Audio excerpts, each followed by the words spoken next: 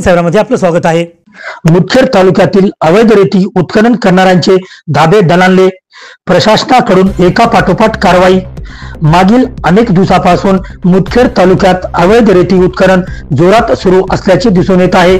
सदरील बाब प्रशासनाच्या निदर्शनास आल्यानंतर प्रशासनाकडून मुदखेड तालुक्यासह जवळच असलेल्या लोहा तालुक्यातील मौजे येळी येथील गोदावरी नदीच्या काठावर धाड टाकत कंधार येथील उपविभागीय पोलीस अधिकारी डॉक्टर अश्विनी जगताप यांनी मोठी कार्यवाही केल्याचे प्रसिद्धी पत्राच्या माध्यमातून प्रसिद्ध करण्यात आले।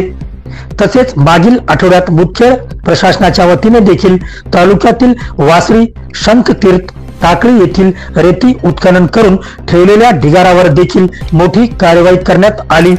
मुदखेडहून अब्दुल रजाक यांची विशेष रिपोर्ट।